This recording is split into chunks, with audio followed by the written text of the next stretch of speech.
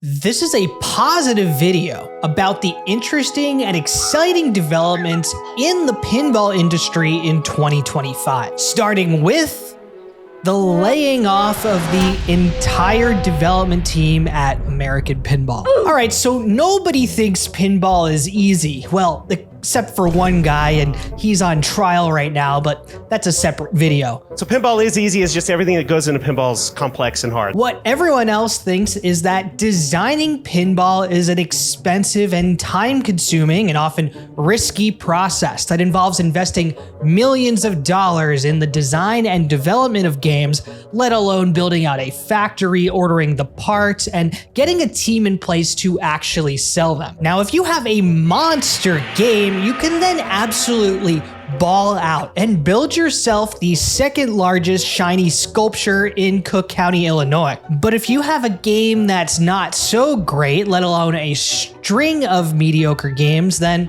it can be challenging to get your business going. So when it came to American Pinball, this was a company that had been around for quite some time and released a handful of games. But this team was really American Pinball 2.0, as the original team that put together games like Houdini and Oktoberfest, and their best game ever, Hot Wheels, which sits at 120 in the Pinside Top 100. But after this team departed, a new team came in and had to inherit tools that none of them had developed. This American Pinball 2.0 team got games like Galactic Tank Force and Barry O's Barbecue Challenge out, but for some reason or another, the leadership team at American decided they would get rid of them, but keep pinball going? It's a bit unclear, but this year American Pinball showed up at Pinball Expo with something that clearly was not a pinball machine and wasn't even really a skee-ball machine. Now, your guess is as good as mine for what the business plan of American is going forward without anyone actually working there and developing pinball machines. They claim they're still around and producing games, but it doesn't look like anything new is on the horizon. At the end of 2024, Spooky Pinball announced a horror-themed game. Surprise, surprise, based on Evil Dead and Evil Dead 2. And those of us who have been around in the pinball industry for a while kind of know how the spooky launch cycle usually plays out. Their game launches are often met with lots of praise because their games look packed with sculpts and upper and lower play fields, extra flippers, and all the innovative mechs you could ever dream of. Typically, the games sell out instantly, the website crashes, people have to phone squirrel and try to get their spot in line, only to be met with dial tones. But as the year progresses, people who have paid for their spooky deposit spots often get cold feet and start trying to sell these spots for a discount. This usually means that people can jump in line, grab a certain spot for a little undercost, and save a bit of money when buying the pinball machine. But this time it was different. As Evil Dead started shipping throughout 2025, people were selling their pre-order spots for more than they had paid. And as more and more people received their games, they were starting to say that it was actually really good. Limited to only 888 machines, FOMO started rocketing off the charts as more and more people who had patiently waited with their pre-order spot got their games. And as we got through the year and those people were no longer selling their spots because the secondary market value of their Evil Dead games was climbing higher and higher, wanted ads started to appear all over the place for Evil Deads. Now, I've played this game a couple times, and let me tell you, it's actually pretty good. The game feels solid. It's held up through constant play in multi-day tournaments. There are a few awkward return angles, especially off the left orbit, to try to cram as much in as possible. And yes, some of the shot angles are a bit awkward and unconventional. After all, they've replaced the right slingshot with a flipper. The game is genuinely fun to play, and it has very good lighting and shaker effects. And then we had Stern's early 2025 release of Dungeons and Dragons, a choice that made perfect sense because the Venn diagram showing the group of Dungeons and Dragons players is a gigantic gigantic circle, with the group of pinball enthusiasts being a small, tiny circle that fits almost entirely inside it. And while there was a previous Dungeons and Dragons game that was a huge flop for Bally, this game came out really solid out of the gate, with a massive lineup of speech talent and artists and a development team that was genuinely super enthusiastic and passionate about the title. And they delivered a truly innovative experience by merging the world of Stern's Insider Connected with progress that players can carry over from game to game. The Dungeons and Dragons game randomizes the dungeons every week, giving you a fresh play experience every week you play. Plus, your progress carries over on your characters, allowing you to level up your characters, gain trinkets, and unlock new characters that you can play in the game. And the cool thing is you can actually see this on your Stern Insider Connected app. Just open up the app, navigate to Games, view all games, head to Dungeons and Dragons, and then scroll down until you see go to view all scores, and then go over to... Okay, so when I was making this video, I genuinely thought that this was part of the app, and I figured out why, because I had actually seen a video Stern put out in August that advertised that these features were coming, but it looks like it's still not out. I believe Stern will deliver this one day on the Insider Connected app, but as of right now, the end of 2025, it's not available yet. It'd be cool if you could see it. It still works in the game, it works fine, but yes, the app part of it does not work. The game part works, the app part does not work. All right, so I'm actually re-recording this part because it turns out it's actually in the app. It's just almost impossible to find. So you do go to the Dungeons and Dragons page, you do go to view all scores, the 4 tabs on the top, when you click on Trophy Room, suddenly this progress tab appears, you click on that, and hey, look, I have my character, but there's no other way to navigate other than exit and start over. It's in there, you can see it. I don't know if anyone knows this, but I found it. So yeah, there you go, it's in the app. Moving on to our first video game license of 2025.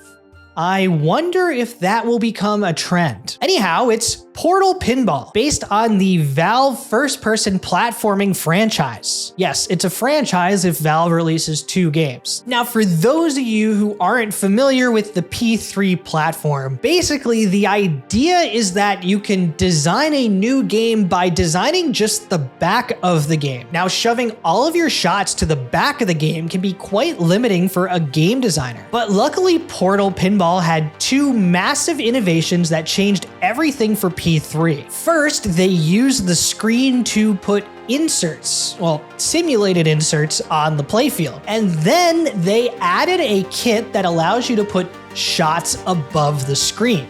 I know what you're thinking, this is what all pinball machines already had, but for P3, I would call this a cool step in the right direction of making pinball more like pinball. Secretly, a second geographic hub of pinball development is forming in a little-known state called Texas. And slowly but surely, more and more pinball companies have emerged in this state, including Turner Pinball, who have announced their second game, Merlin's Arcade.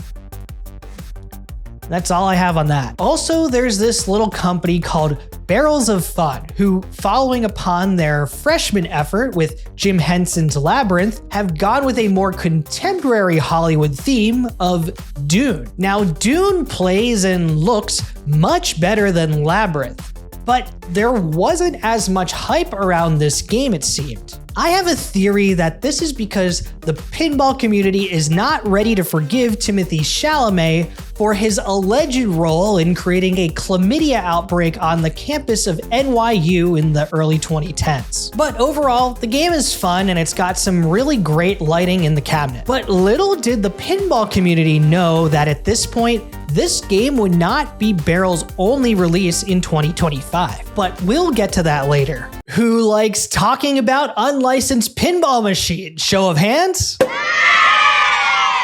Who likes buying unlicensed pinball machines? Show of hands? Yes, that's right. Stern's second game release of 2025 was King Kong. Not the 1933 version, not the 1976 version, and certainly not the 2005 version. It was actually based on, well, none of those. Just the story of a found giant primate that gets shipped to Manhattan and wreaks havoc. And this was the Elwyn game of 2025. Team Elwyn had just made Jaws in 2024, which was easily one of the most desired pinball licenses according to the community. So what better way to follow up on the success of doing a major franchise with tons of sequels than by doing something that didn't have anything to pull from? And this certainly got a lot of people talking about who is making these game title decisions. Yeah, I wonder. Yeah, that's crazy, man. I don't know who is making those decisions. This is a positive video. So there's a lot of cool stuff about this game, namely the layout and mechanisms. There's a flipping subway car. There's a big Kong in the corner of the playfield, but it also felt a bit underdeveloped when it launched. So back before my ongoing 8-year stint in the pinball industry, I used to stream games, and when I did, I refused to stream games that weren't done. I just felt like it wasn't fair to the community and the design team to put out an incomplete vision of the product. That's where I'll leave this section. It's Harry Potter. They did it. Jersey Jack did. They did Harry Potter. It's Harry Potter. It's like the #1 game that pinball people wanted since Harry Potter came out was Harry Potter, and then Jersey Jack did Harry Potter, and it's Harry Potter. And it's fun. Like, it's a good game, but it's Harry Potter. Like, it's got Harry Potter, it's got the movies, it's got everything. It's Harry Potter. It wasn't super smooth sailing for Jersey Jack. The release of Harry Potter was marred by 2 controversies. Now, the one is obvious. It's the controversy surrounding the comments J.K. Rowling, the creator of Harry Potter, has made online and in person. These statements have marred the release of all kinds of Harry Potter products, not least of which are the massive Harry Potter theme parks they've built around the world. But they keep building them because, I mean, it's Harry Potter. It's still, you know, it's a cool story. It's like this whole wizarding world that no one knows about. It's like under our noses, and you just run straight into the wall and then you're on a train. It's cool, you know, it's Harry Potter. The second acute controversy of this launch was the alleged use of AI in creating some of the art for the game. People with a keen eye noticed some inconsistencies on the playfield, like a dragon with too many eyes, and a ribbon that emerged from Ron Weasley's #2. Ultimately, neither of these things seem to have affected the game launch too much because, I mean, it's Harry Potter. People have wanted Harry Potter since there's been Harry Potter. Now there's Harry Potter. It's finally Harry Potter. Guys, here's a Harry Potter game. Like, it's Harry Potter. You can go play it. You can play Quidditch. You can hit the Death Eaters. You can do potions class. You can go through the semesters. There's lots of footage, lots of music, lots of great sounds, lots of great graphics. It's Harry Potter. It's a pinball Harry Potter. If there wasn't a front runner for Game of the Year in 2025, this is it. It's Harry Potter. But then if there's one franchise that could be bigger in pinball than Harry Potter, well, it could be Star Wars. And as rumors swirled that Stern was working on another Star Wars game, people got very excited. Lots of people hoped it would be kind of like, while other people were hoping it would be a lot more like,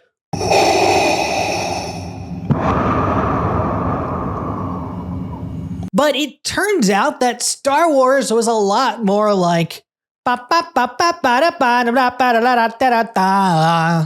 launch was a launch of a Star Wars game that had Star Wars stuff in it. And Spike 3. It was Spike 3, guys. So Star Wars Fall of the Empire was set to be the feature game at Pinball Expo in October until...